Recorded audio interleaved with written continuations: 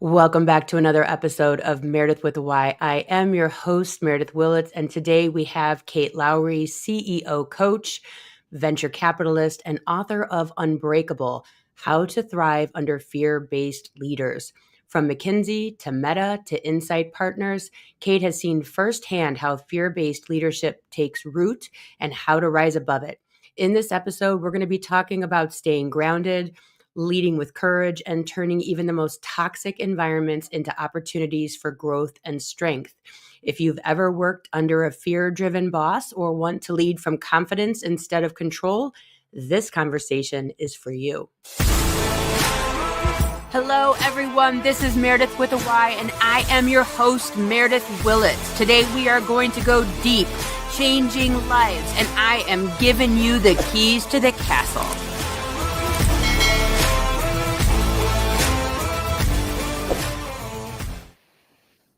Kate, thank you so very much for being here with us today. I appreciate your time. Oh, thank you for having me. Awesome. So I have to say, one of the things that I love about your books is, first of all, it's very easy to read. It's very plain English. There's no garble or like over the head speak. It's very, very simple to read. And also, I believe it's incredibly timely. It seems that we've hit a point in, nationally and in the workplace where I think people have lost their way as having the tools to lead the upcoming generations, and the kind of fear-based leadership of the silent generation and the boomers, and maybe even seeping into Gen X, needs to be turned around. So first of all, thank you for a very timely book. So I have to ask, why'd you write it? It was February of this past year, and I noticed something really strange. Everywhere I went in Silicon Valley, people were saying the same thing. They were going, wow, my boss is so difficult, but every place I go, I'm running into the same problems. I don't know how to deal with it. And then I noticed that my coaching clients and my peers in the space were starting to spin out. Some of them were panicking, freezing, feeling really overwhelmed, kind of noting the sea change that we're seeing across society in how people are leading right now. And when I looked at that, I realized that I was doing totally fine. Well, they were really struggling. And it was at that point I realized that I had a toolkit that they didn't have. And I went, oh Yeah. no, I need to find a way to get the right skills in people's hands, because too many people believe fear-based leaders. When a fear-based leader says, you're nothing without me, resistance is futile, you're powerless, you're alone, when actually people are way more powerful than they think. They just need the skills to preserve their own autonomy and agency. Yeah. I think too, as these generational workers, right? So what would that be? Gen Y, millennials, are coming up. I think that they are Mhm. starting to realize they don't need to tolerate the same abuse. And so when they enter the workplace, it's like static on their skin, like, especially if they were raised in a non-toxic, non-authoritarian household. And then they get around these bosses who, you know, lead with an iron fist, or they create these weird relationship triangles, or all of the tools that they use. It's And then they say, oh well, they're quitters. Mhm. They go through jobs not realizing that maybe that they're the problem. What would you say if you see, as a boss, so let's say high boss, okay, so president of the company, Mhm. and you're watching maybe your managers or your vice presidents having a lot of turnover? I've seen companies where you see turnover, entire departments turning over once, twice, three times in a matter of less than maybe 10 years.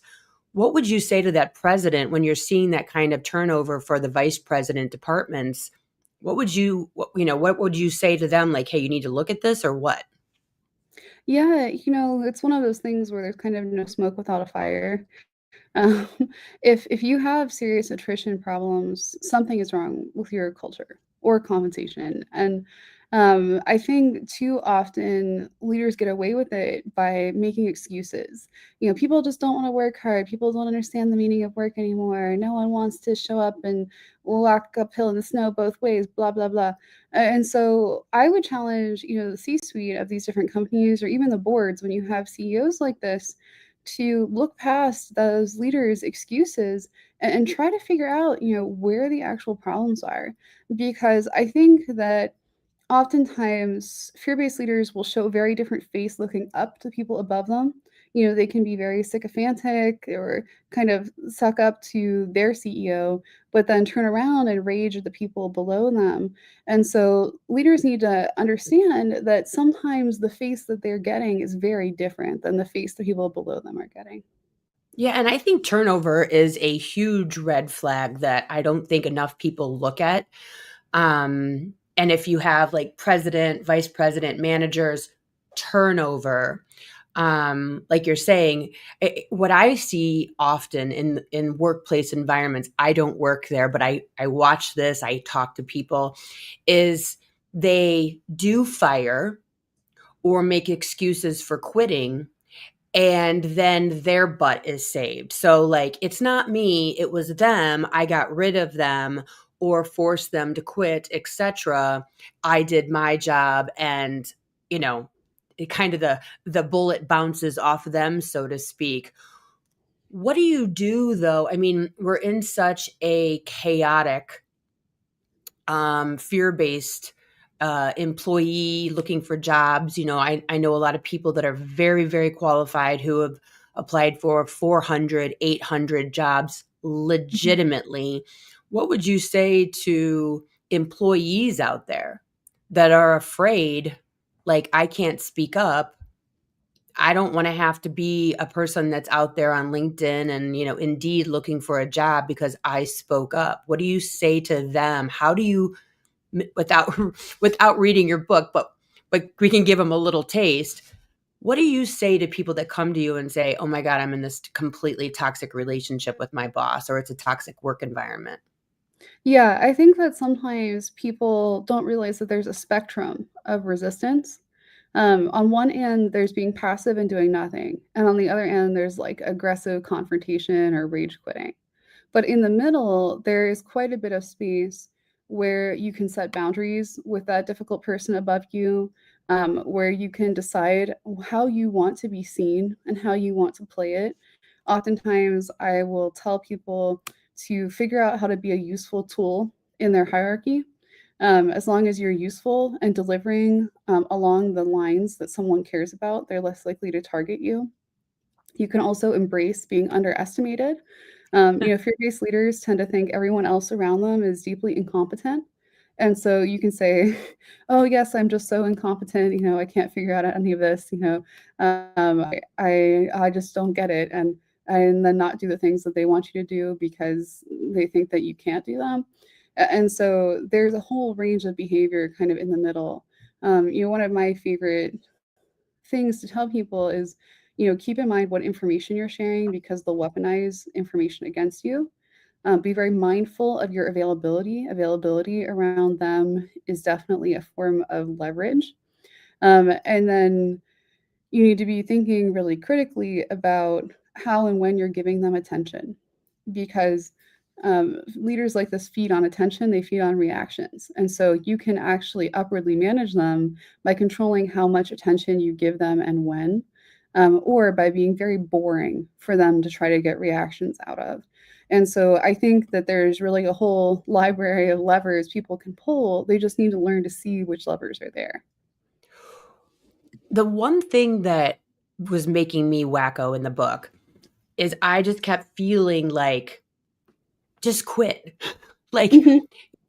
like run, like when do we just say enough is enough and not play the game? Because even inside the game can be toxic because then you have to leave and know that you've been playing mental gymnastics all day.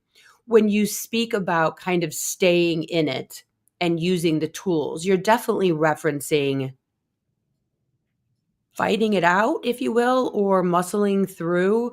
When When do you say, "Oh my god, I can't anymore. Like, this is so toxic. I'm not being true to myself.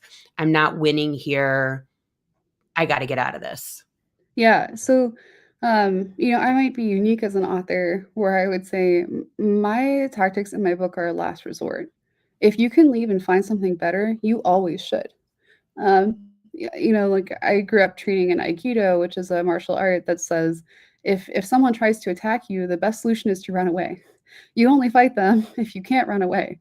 And my book is the same thing. However, it was written because, when I started my career, around 3 in 10 leaders I interacted with were like this. So it was actually pretty easy. You could quit and find something different. But in the last 5 years of my career, it's been more like 7 in 10 leaders I encounter are adopting these behaviors. And so this book is written for the moment of what can you do if you can't leave? Yeah. But in my case, I've in many cases ended up founding my own companies because that's one way to truly escape. And I think that's why we see so much solopreneurship in Gen Z and some of the younger generations. Yeah, totally. I think a lot of leaders look at their fear-based tactics as being like perfectionism, or like I just want it how I want it, period, and this is the way. I'm just asking you to do your job, right? So that it's under the veil of that. But there's so much that's going on under the surface of the way in which they do it. They sidebar one employee, then they work it against another employee, and they're playing all these types of games. What would you say to the leaders that are toxic, that don't maybe even realize they're being toxic, and they're hiding under the veil of perfectionism, or the job just needs to be done? Yeah, so there's something called other-oriented perfectionism. A lot of people think about perfectionism related to self, but there are people who aggressively micromanage and try to force others to be perfect around them, and that is equally unhealthy. It's a form of control tactics. And so to leaders like that, I would say it's always okay to have high standards. Even with my employees, I have high standards. But if you have an employee who cannot meet those standards, it's your responsibility to support them, help them grow, help them be set up for success so that they are able to flourish and then learn to do the things that you need them to do. A leader's job is to empower their employees, to help them upskill, to help them grow, to help them, be part of a team. And leaders like this bring in, what in couples therapy they call the 4 horsemen of the apocalypse, which are things like disdain, contempt, derision. And when you have those things, those are telltale signs in a couple's relationship that there's going to be a breakup. And then you see that in the workplace, that's a sign that either the leader is going to fire someone or that employee is going to quit. And so those types of approaches have no place in relationships with other human beings. One thing that, like, my husband, he's been vice president, senior vice president at a few different companies, and his goal, which I find so, like, inspirational and especially weird for maybe a Gen Xer, I don't know, but he's always talking about growing his people. And, Mhm. like, almost every one of his assistants have gone on to, if not open companies, run companies, become vice presidents themselves. And these were like coordinators, and they've gone on to do great things. And as he moves through different workplaces, he's a consultant now. What he's finding is that fear of growing the people under them, like, so you have a manager and then you've got staff underneath you. It's just this failure to grow people. Do you think that that's like an ego, or a fear based on, I don't want them to take my job or leave, or what is that fear of growing people today that we're seeing, and You know, empowering them basically? It's not necessarily that they wouldn't want people to grow. It's first of all, they think they shouldn't have to. They think everyone around them exists to serve them, not that they exist to serve their people. But secondly, I say that these leaders have really missed a lot of what I call kindergarten lessons. What is it? which means kindergarten lessons. Okay. Um, they haven't learned how to build trust. They don't know how to inspire a followership or even make friends. They don't know how to apologize. They don't know how to express their needs. Often because the environments they grew up in were environments of dominance and fear. And so it's not necessarily that some of them wouldn't want to, it's that they think they shouldn't have to, and they don't actually have the skills they need to get something like that done. Um, Mm, so I think something we forget is that these are people who are schoolyard bullies grown up. And schoolyard bullies aren't shown a lot of strong role modeling of how to be something better. And it's possible for people to be 40 years old and have never had someone care for them, look out for their development, or trust them. I was working with a COO in Silicon Valley a couple of weeks ago, and he was like, "Why are you helping me? What's in it for you?" I was like, you know, you're a person who's in distress. You need help. I would help anyone in distress because I care. And he was like, whoa, I don't even know what that is. And so a lot of these people have grown up in kind of emotional deserts. yeah. Yeah.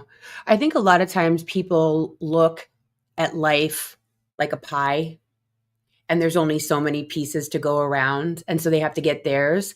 And I think that a lot of times in lower, um, like salespeople or lower level jobs, it is that dog eat dog that does get them to the top, being the best salesperson. That's dog eat dog, or being, whatever it is, working 7 to 7 and just being fearless gets them the promotion because they are putting out the most amount of work. But then that doesn't necessarily mean that they are then going to be good managers. And I know that a lot of people see that the best performer doesn't necessarily mean that they're going to be the best manager of humans. What would you say to someone that's looking out at their staff and they've got this top performer over here? They're killing it. Their numbers are good every single month. They're a vicious performer. But then you've got someone over in the middle, but they're really great with humans. What would you say to that manager when they're going to try to, promote someone into a senior salesperson or a manager to manage those salespeople? And then what do you say to your staff when you maybe don't promote the best performer because you know that they're not going to be the best manager? Like that's a tough place. It is. And I think that this is where, when you look at companies and their learning and development pathways, it makes sense to have parallel tracks for individual contributors and management. It should always be a choice whether someone is a people manager or not, because there are some people that are high, and they are better off being individual contributors. Even if they are very senior, they're not meant to manage people. However, many companies force people into management tracks when that's not something that their hyper individualistic people will ever be good at, but they feel pressured to climb because they're seeking status, they're seeking power, they want the next thing. And so that's where you have to start thinking about system design. In my case, my preference is always to take people who are deeply good, caring, compassionate people and then actively invest and develop them. Because I can teach almost any business skill, but I cannot teach people how to care for others. I Wow. cannot teach people how to have compassion and patience. And so for people that are having to make these promotion bets, I would say bet on the person who knows how to grow and who knows how to care. Wow. That's almost like as you're speaking about it, I see kind of like this checklist, if you will, for the vice president or whoever's in charge of the team. Like it's not just about numbers. We also need to see these things: compassion, caring, works well with others, looks out for people, like shares deals if the person's, on vacation or whatever, like an across the board checklist, not necessarily the top performer. And being that top performer, maybe also looking at growing people in places and not just honoring, or because it's always right, it's always the sales contest, right? Whoever sells the most. And we laugh at kind of that participation award or most improved or most caring ball player or whatever, the team player. But as you're speaking about this, I think that it's going to have to be, to have really good managers moving forward, we almost have to make it a well-rounded person, not just the best salesperson, so that the best salesperson realizes it's kind of like when you're in high school, like you might have straight A's, but did you volunteer? Were you an athlete? Did you do any clubs? Like you can't just have straight A's. You have to be a well-rounded person. And it's funny that as we're having this conversation, that's kind of the last time, maybe that those things are looked at as important.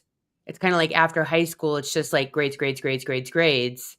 Maybe going into law school, were you on any of these boards, or were you whatever, worked on this board or that board as going into law school? But it's interesting that after high school we stop looking at well-rounded individuals as being leaders or high achievers. That's I've never looked at it that way, so I love that.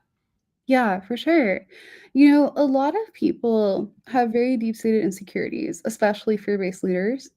And so when they get out of college, people who feel like they are not enough start chasing societal success metrics, which for them is often big titles, lots of money, all of this, the trappings, the shiny trappings of success. And I don't think that's the right way to define success.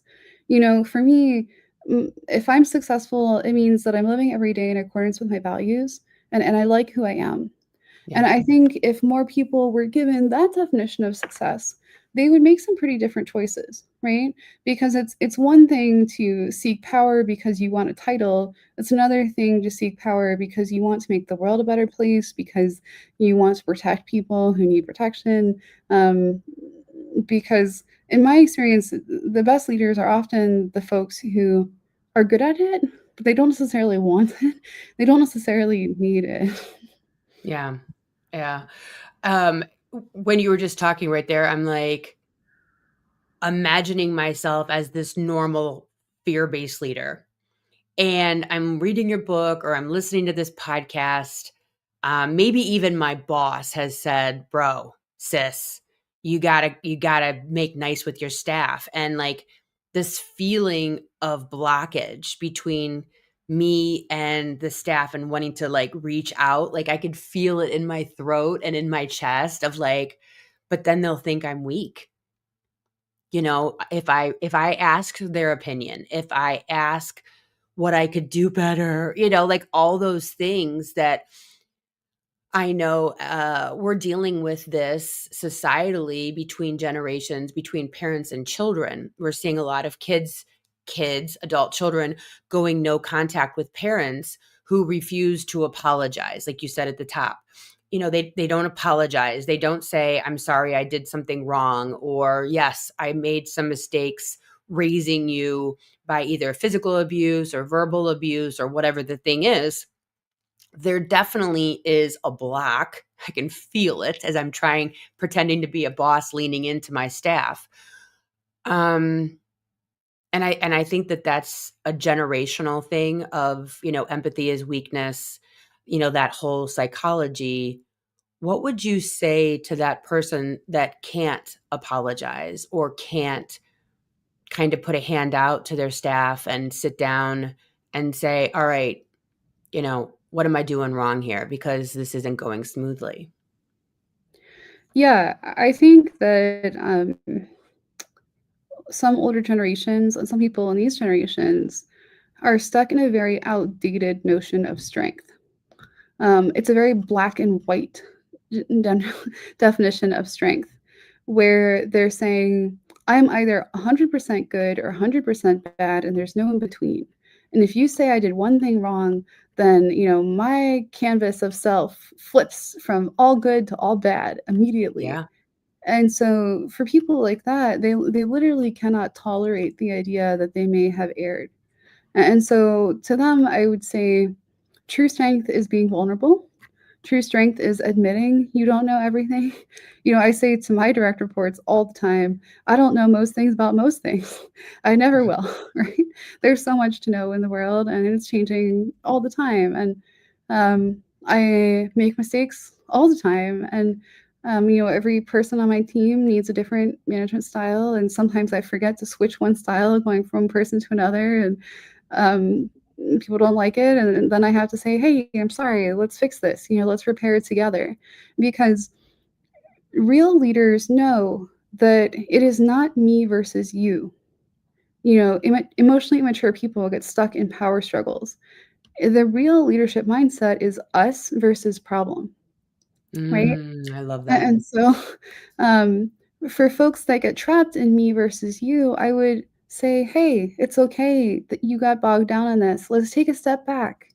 What's the real problem here? How can we work together to solve it? Um, and and approaching them from a place of neutrality, I think, is really important. It was funny when you were started to talk to your staff and you were saying, I don't know everything. Like I make mistakes. Like the energy inside of me was so like lifted up. And I was like, yay, I get to talk about this and I get to share and I'm a part of a team. Like instantly my energy was like invigorated as you were saying those things, me being part of your team. One time I worked for this law firm and I was invited to a meeting, and it was a bunch of like paralegals and secretaries and all that stuff.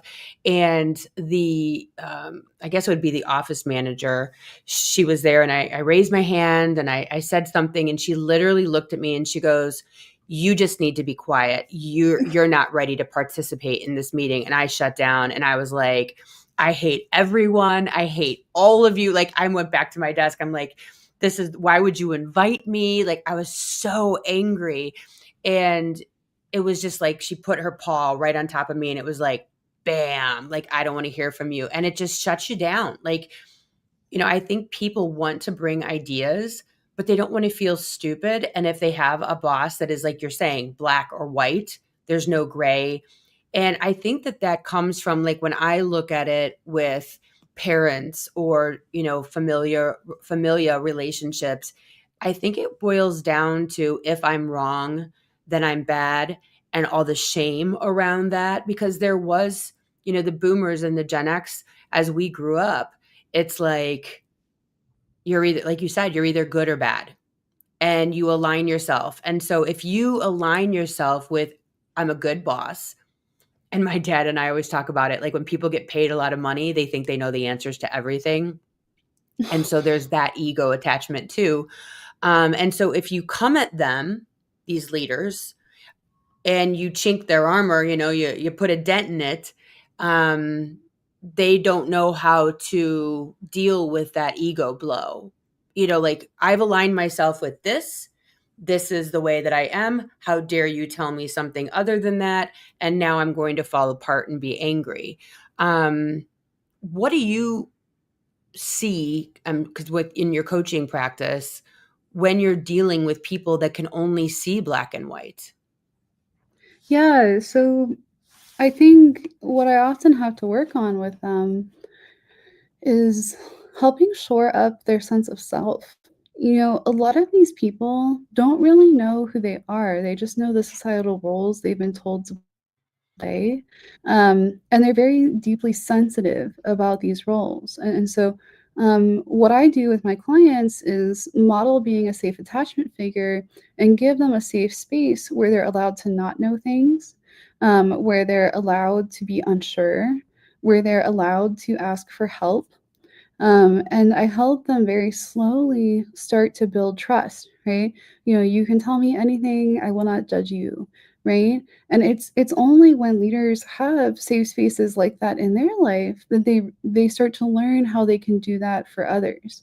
Because if you don't have anyone that you trust, you're not going to trust your employees. If you don't like yourself, it's very hard for you to like other people.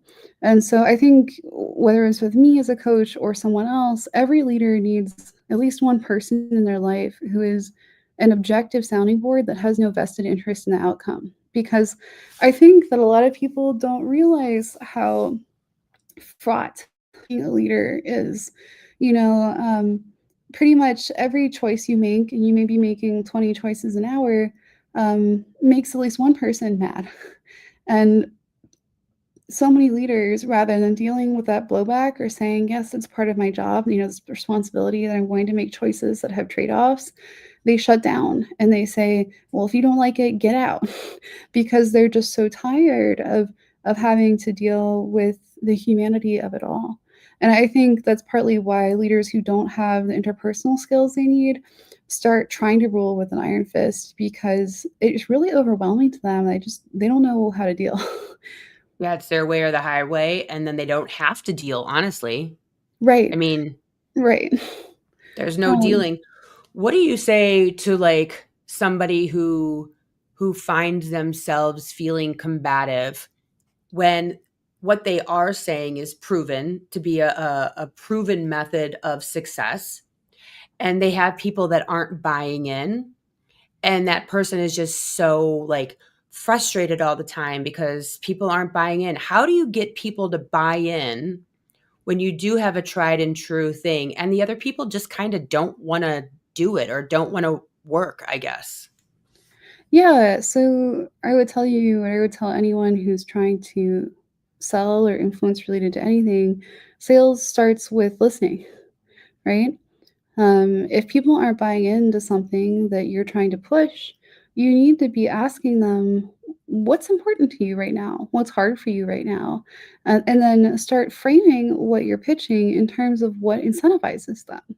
Whether you're a CEO trying to appeal to your most junior level analysts, or whether you're an analyst trying to get a CEO to pick up your idea for a new product, it all starts by taking the time to understand what's motivating the people around you and getting curious rather than saying, they don't like my thing, they should just go away. Say, they don't like my thing. That's really interesting. What don't they like about it? What would they want to do instead? What's top of mind for them right now? And why is what I'm trying to teach them or give them, why is that, not something that they're interested in, you know? Yeah. I'm finding that right now, because there's been such a shift, just like energetically, globally, post pandemic, post COVID, I'm definitely seeing a shift where we're seeing, because this is the way we've always done it, and that's what they say, and really wanting to try new things. Are you seeing the we've always done it this way, and people wanting to breathe new life into organizations? Are you seeing that as well? I think right now it really depends on the industry. People respond to change in different ways. And right now, there's a lot of macroeconomic volatility, a lot of systemic change happening. We're seeing this type of leadership style sweep across, private, social, public sector, all at the same time. And so, what I am noticing is that people are removing the psychological safety required to innovate. Um, Mm, and so we're getting a lot of CEOs who are saying, I'm the only innovator at the company. I'm going to have all the best ideas. I want to build a rocket. I want to make a car. I want to do all these different things. Go make that happen. And that's not where the best innovation comes from. Innovation comes from people who are close to pain points, noticing problems and designing special solutions to fix them. So I think that that is a problem. But the industries where I tend to see the most, I'm doubling down, no change allowed, tend to be things like nonprofits, academia, places where there are often very long tenures of leaders who got to where they are by focusing on very narrow and deep topics. And I'm seeing people in tech wanting to breathe in new life, but being very clumsy and not knowing how to do it. So I wouldn't yeah. recommend either approach. Yeah.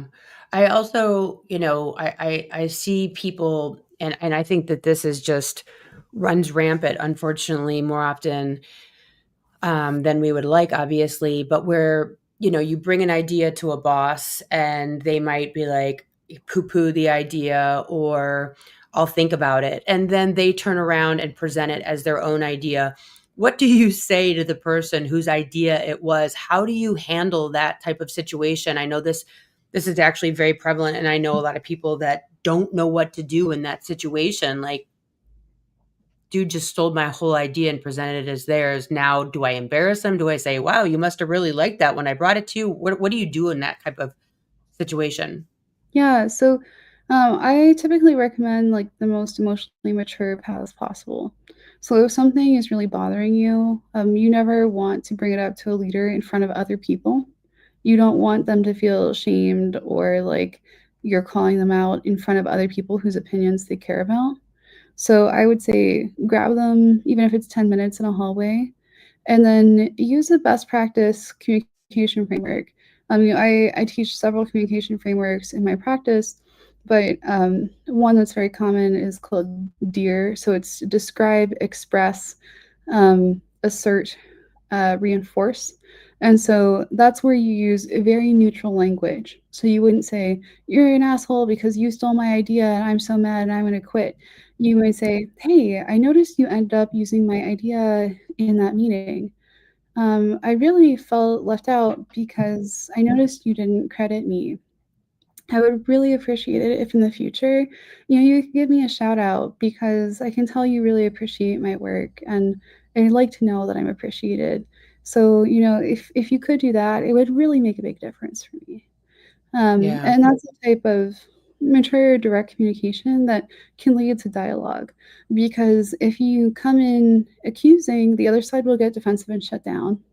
And if you come in and not say anything, you will feel shut down. Yeah. But with fear based leaders, you have to really decide using what I call breadcrumbing whether they're capable of having any type of dialogue. Some of them are not capable of mature engagement. Um, and so then you kind of have to go down a different path. I see now we have so much education around the things that people get sued for. Mm, Before before now, it was obviously DEI was super important. Then there was, there's been, sex discrimination, sexual harassment. There's a lot of education in companies about that mhm. because you could get sued for it, Yes. right? And that was the premise. Like, don't do these things. We don't want to get sued. Now you've been told, hands off, right? Because you can't be sued maybe for being emotionally immature and a bad leader. You could be sued for hostile work environment, although now I don't know if you can be sued for anything at this point. um, but when do you think companies are going to wake up and realize that emotional intelligence is going to drive their business, their bottom line, their productivity through the roof more than anything? I mean, obviously, we don't want a hostile or unequal work environment or a sexist, sexually negative work environment. But I'm just saying, when are companies going to realize that being emotionally intelligent is profoundly huge when it comes to their bottom line and productivity? It's funny.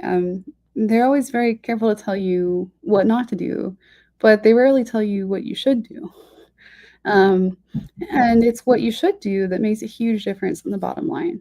If you have leaders who can communicate maturely, who make people feel cared for, where everyone in the company understands what they're doing, why they're doing it, and how it supports a mission, those teams are going to run to the ends of the earth with you. And you lose more money in turnover than you do in lawsuits. So it's something that I really think people should invest more in. The problem is that if they teach people how to be emotionally intelligent and communicate maturely, then they know that the staff are going to be able to see and call out when the leaders don't do that. And Yeah. so a lot of fear based leaders don't want to cultivate awareness in their staff, because they actually want their staff not to work as a team. They want them to be easy to control, which means they encourage infighting, chaos, destabilization. They kind of want their teams limping along so that people feel like they can't leave, but they also don't want to stay because they're preserving their audience, they're preserving their source of attention. And that's a So very wild. different way to think about things. Yeah, and my husband worked for a guy who literally would cause infighting. It was the weirdest thing I have ever seen. He literally fed off of departments fighting with each other, and we were just blown away. Like, why would you do this? It stagnates so much progress. Yeah, So it makes everyone sick to their stomach, and everyone's, but interesting, as I'm even saying this, it does create a suck up environment where everybody's trying to get to the main guy to plead their case. And like you're saying, it does afford that one leader a lot of attention because everyone's vying for his attention while they're all backfighting over here. And it makes sense that it cements his leadership role because everyone's fighting for his attention. definitely. When people are fighting with each other, what can't they do? They can't gang up on you. They can't take over your power as a fear based leader. And so a lot of them encourage infighting, or they are deliberately poor communicators where they'll give one piece of the ecosystem information and not the other pieces. And they don't tell anyone what the big major plan is because as long as they don't tell people, they're the sole source of truth in the ecosystem. And that makes them super important and it puts them on a pedestal, and everyone has to come to them to figure out what's going on. And so that's unfortunate. And it's not how good teams run, but it is Yeah. how those organizations run. And in the end, it usually catches up with them. But sometimes it takes a very long time. A lot of these people are deeply insulated by their own wealth and power. Yeah. Gosh, that's so good. It's so true. When we're living it every single day with, the infighting and not knowing. I think like as I'm talking to you, it's like I just keep seeing in my head all these people maybe looking towards military leadership and being like, okay, I'm the one and only. I'm going to scare the hell out of you. I'm going to scream in your face. You're going to follow me blindly. And in certain circumstances, like the military, maybe that works. However, if you take the military and put them in actually a fighting scenario where they're actually in the moment of war, it does kind of all level out where everybody's helping each other out. And although there is a hierarchy in military, when you're in the fight, right? When you're in the everyday of the fight, it does shift.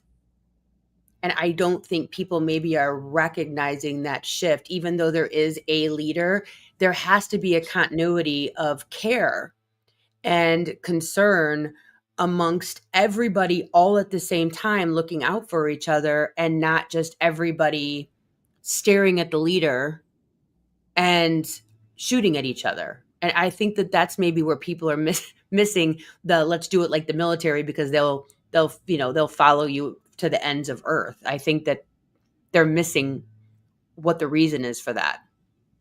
Yeah, so military is super interesting because it's a deeply hierarchical environment. But I think that people often forget that structure, power, hierarchy are all morally neutral. It's about how they're used. So, in a wartime situation, having hierarchy and very clear role definition in the military means people know who does what when, and that can be really helpful. But fear-based leaders, when they see something like the military, they see an appeal of force, an appeal of power that is not protective, right? The Department of Defense is a defense department typically. It's about preventing conflict. That's Yeah. why we have foreign aid and things like that. And so fear based leaders look at militaries, and rather than seeing a protective entity that prevents conflict, they think of something that can further conflict, that can Yeah. frighten with force, that can overpower with force. And so um, it's a kind of a troubling time where A lot of people in power, whether that's in business or public sector or social sector, um, a lot of people have keys to cars you wouldn't want them to have right now. Yeah. Yeah, it's definitely an interest. And honestly, when I started reading your book, outside of your bio that you sent over, I was like, oh, okay, we're gonna we're gonna talk about fear-based leaders. And I mean, we're seeing it in the government, no matter what side of the aisle you are Right. on, you can clearly watch if you don't follow everything I say, you're getting fired. If you don't agree with me, if you don't sign a loyalty pledge, you're getting fired. And I always think my dad and I talk about Lincoln and how when he became president, he surrounded himself with people that did not agree with him to hold his feet to the fire and challenge his every thought, his every action. And I'm fascinated by Lincoln for that way of existing as a president of the United States, wherein now it's everybody has to agree, and I don't know how well that's working out. So when I got your when I got your book in the mail, I'm like, okay, this is going to be interesting. But honestly, it does lend to understanding what is happening in government Yeah. because of fear based leadership. And so the interesting thing about this book, and I always say, what you can make small, you can make big. What is big, you can make small, and then you can understand it better if it Mhm. seems too large. Is that this book is beautiful for being a parent.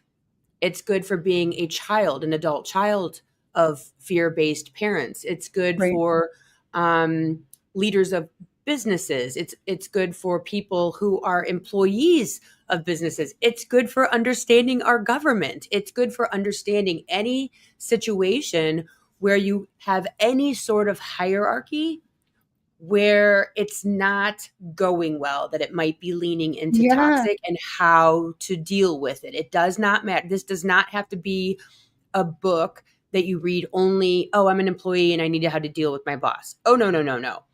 And where I come from, which is more of a spiritual kind of curious person, I look at these things and I say, if you have found yourself in a position at work where you are dealing with a fear based personality, fear based leader, there is a 100% chance that you are dealing with that in another relationship in your life. And Yeah, you have it been is. given this opportunity to work through it. And if you are a fear-based leader, I promise you that you are acting that way somewhere else in your life, and your job is just giving you an opportunity to change those behaviors. Am I right? Yeah, because, I chose business examples to include in the book because they were the most neutral. When I Yeah. included examples about government, it could feel polarizing. If I included things about families, some people feel attacked based on their family dynamics. And so I kept the book as neutral as I could to make sure, it wouldn't get censored or things like that. But really, it's about any place where power dynamics are being abused. Yeah. And people who abuse power dynamics at work abuse them at home. You see fear-based leaders in churches, in governments, in families, in businesses. Any place where folks have power over someone else, there's usually folks who are just saying, "Ooh, power, yum, I like that. I'm going to take advantage of others." And so, if I could give every federal employee a copy of this book, I would. If I could give tech workers copies of this book, I also would, because what's happening with this trend is it's not isolated. It's in our TV shows, Game of Thrones, House of Cards, Billions, Succession. They all have fear-based leaders. It's in tech with Mark Zuckerberg and Elon. It's in government with Andrew Cuomo and JD Vance and all of these different people. And I think that for a lot of people, it's really causing deep fear, deep consternation. And I want to be able to say to them, hey, I have been around these types of difficult assholes my entire life, and I've Yeah. managed to have a very good life. And so you can too, but you have to learn the skills to protect yourself and the people that you care about. And so this book is kind of my tactical guide where it's meant to feel like I'm sitting across the table in a coffee shop and a friend is helping you figure out how to deal with bad people or assholes. Yeah. Yeah, literally. I think it's a brilliant book. Again, it's so easy to read. You break it down beautifully chapter by chapter. You give, very real world examples, which I love. One of my most important books I've ever read in my life is Adult Children of Emotionally Immature Parents. 53 Yeah. years, most important book I've ever read, because it gives real world examples and you go, oh, I do this. And it helped me up to parents. It helped me down to being a parent to my children. And I Mhm. think that this book is a perfect example that, like you said, is kind of like wiggles on neutral, so that you can also use the examples in any aspect of your life. It does not just have to be work. You could use these exact same tools with, parents that are, overbearing or controlling or fear-based, whatever. And I think that it really does help to understand what's going on in our government right now, where fear is what they're selling. And so I really appreciate Yeah. you writing this, because it's definitely helped me to be, I guess, a little bit more empowered and understand things across the board. And also, as a parent, it helps me, like what you said with your question, like what's the hardest thing you're going through right now, or what's scary to you that you don't want to do your homework, or like why is it so difficult for you to clean your room. So as a parent, it even gives it, helpful tips to how to lead inside of your own household, where it is easy to say, because I said so, because I'm the Mhm. mom, because you're going to be grounded, because we do use those tactics. And in your book, it describes how we don't necessarily, as parents, as leaders, as bosses, we don't necessarily have to deal in fear-based tactics. So, Kate, thank you so very much for being here today and sharing your incredible amount of knowledge about leadership and tools and all the things that create a more workable, productive environment, no matter what that environment is. But everybody check it out. Amazon, all the good bookstores, everything like that. Unbreakable, How to Thrive Under Fear-Based Leaders by Kate Lowry. And you will not be disappointed. You'll use this in every facet of your life. Again, super easy to read. But thank you so much for being here today. I so appreciate you. Oh, my pleasure. I mean, I will do everything in my power to make sure everyone who needs anything in this book gets it. So thank you for having me, and thank you for a good conversation. You're the best. Thanks so much. All right, guys, I'll see everybody here next week. And until then, have a good one. Bye. Thanks for listening. If you would like to connect on a more personal level, head over to meredythwillits.com or on Instagram at Meredyth with a Y for behind the scene footage and outtakes. Please subscribe and come back each week for more Meredyth with